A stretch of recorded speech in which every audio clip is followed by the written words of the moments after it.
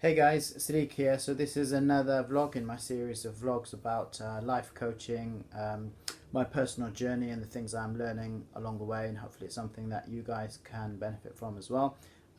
So today what I'd like to speak about is values and why they're important. Now, most of us, when we have a problem or an issue that we need assistance with, we tend to go to somebody and ask for their advice. Now, that will normally be either a friend or a relative, somebody that we look up to, or it will be somebody who we consider to be an expert in their field who has expertise that may also be able to help us. That's the way that we normally look to resolve the issues and problems that we have in life. Now, when you're giving advice, it's really important that you understand the situation fully and the circumstances, and give you advice based on that, and also taking account of a person's objectives in terms of what they want to achieve. So I'm asked to give advice regularly as a lawyer, and in addition to finding out what the situation itself involves, an important question for me to ask at the outset is what is that? What is it that you're actually looking to achieve from this situation? And based on what the individual wants to achieve from the situation, that will have a knock-on effect on the advice that I give to them. If the advice that I give to them may be very different based on their objectives, if their objectives are different. So that's also part of giving advice as well. Now, the importance of coaching and acting as a life coach is that you're not actually giving advice. You're looking for the client to find the answers for themselves. Now, when somebody goes to an advisor, quite often, because they're looking for them to give all the answers, the advisor will be asking quite closed, narrow questions, and based on that information, that's how they'll be giving advice. However, it's really important to understand the advice that somebody gives you is only as good as the information that they get.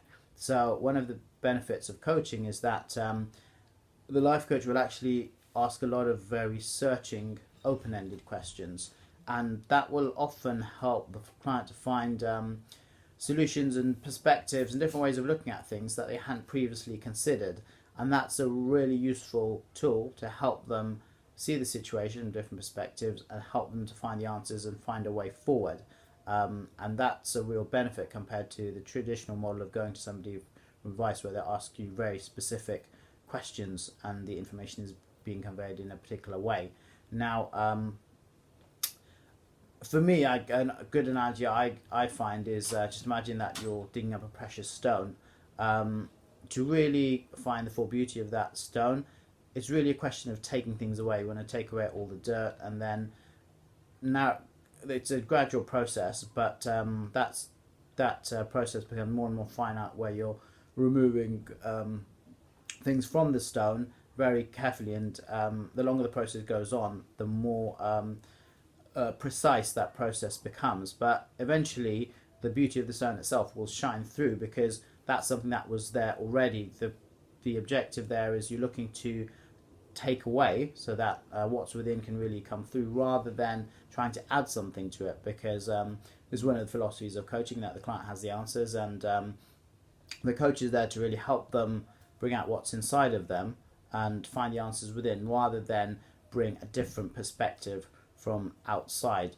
The problem with traditional advice giving is that the advice that the person will give will be laden with their own values, what they believe in, and this is something that we don't often think about. So the advisor, often they can't help it, they will have their own values of what they believe in, and inadvertently that will come through in advice that they give. And because the person who's seeking the advice, they're looking to them as somebody who has a certain expertise, they're likely to follow what they say and not realize that their values may actually be quite different to what the client actually believes in.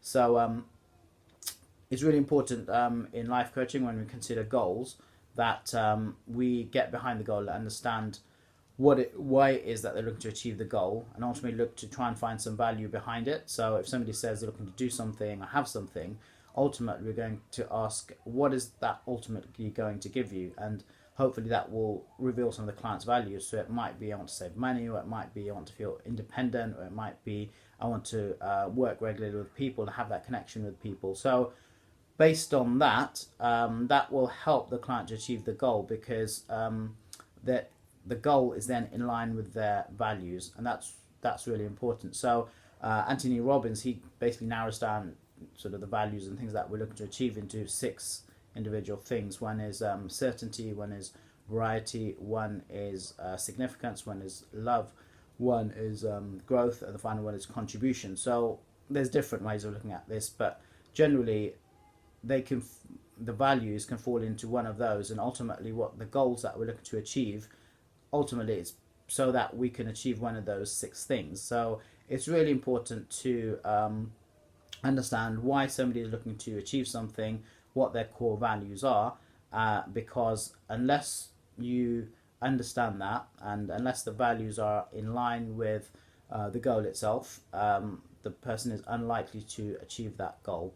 And that's why it's really important to understand ultimately what they're looking to achieve and why. And that's really one of the keys of life coaching. So I hope you found that helpful. If you did like the video, please do give it a thumbs up. We'll be posting more vlogs, so please keep an eye out. And if you did like this, want to see similar videos, please do subscribe to the channel as well. Please do share with anybody you think might benefit, and I'd love to have your comments as well.